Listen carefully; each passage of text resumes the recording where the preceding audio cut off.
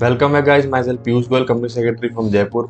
और दोस्तों, आज हम बात करने वाले हैं, अगर आपका कोई ट्रस्ट है एंड या फिर सेक्शन 8 कंपनी है या सोसाइटी है, यानी किसी भी टाइप का एनजीओ है आपका, अगर आपने फॉर्म 9A, 10, 10B, 10BB, ठीक है, अगर फाइल नहीं किए हैं ऑन टाइम, ऑन और बिफोर द ड्यू डेट, तो आपका जो ट्रस्ट की, सोसाइटी की, सेक्शन कंपनी की जो इनकम है, that will be considered as a income after filing of due date. Generally इसी तरीके से ट्रीट करते हैं इनकम टैक्स ऑफिसर।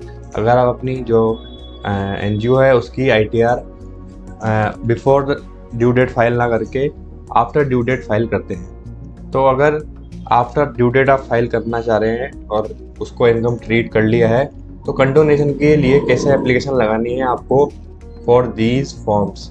तो we will discuss these requirements in this video, and I hope this video is very beneficial for you, right?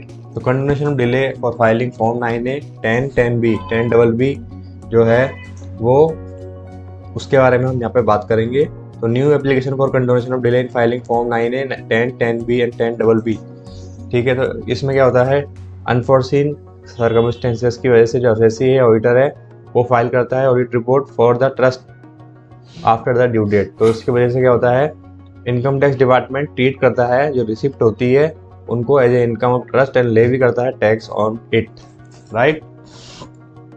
तो issue present the assessee with 2 possible course of action. File करेगा appeal with the commissioner of income tax, submit request for condonation of delay in filing the form.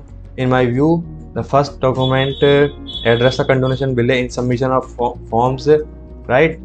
So it examines a delay in filing of form 9, 10, 10B and 10BB, right?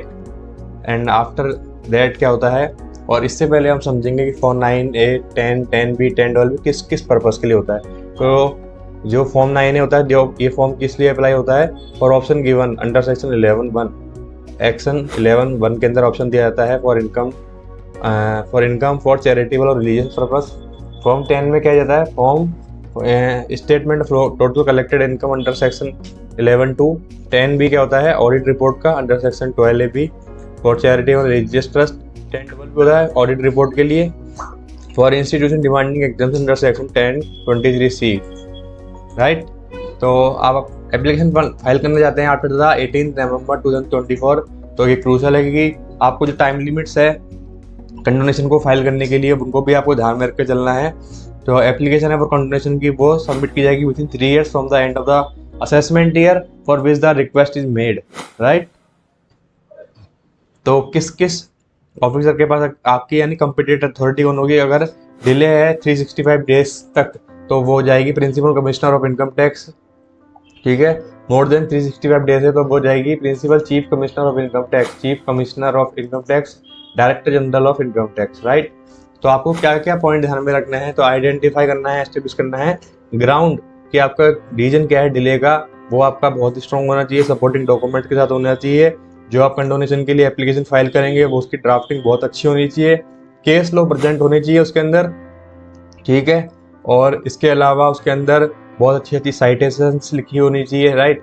Second point में आपको ध्यान रखना है court के judgement को, मैंने जैसा कि बताया आपके असेसिस के फेवर में आए हैं, ठीक है, तो वो आपको कोर्ट करना है। वहाँ पर सुप्रीम कोर्ट ने कोई भी रिलीफ दी है कंडोनेशन की रिगार्डिंग, वो आपको मेंशन करनी है। रिटर्न सबमिशन देने हैं, which should be submitted alongside the application. Relevant forms देने हैं along with the acknowledgement of same forms are included in submission. Procedure क्या है फॉर फाइलिंग का बिफोर सबमिटिंग एनी डॉक्यूमेंट्स, तो ये आपको ध्यान रखना है कि पेन जो है वो transferred, ensure that PAN is transferred to the exemption wing of the income tax department. To do this, you must file the relevant form to request a transfer to the pen to exemption wing. Time limit for completion of application 6 month का time line दी हुई है department को कि वो application जब receive हुई है उसे 6 मंथ के अंदर करेगा क्लोज एप्लीकेशन को, एक्सेप्ट या रिजेक्ट जो भी करना है डिपार्टमेंट को। तो I hope this video is very helpful regarding this condonation of form 9A, 10, 10B, 10BB. And if you have any query, so you can also contact on the number given on the screen. Thank you guys for watching this video.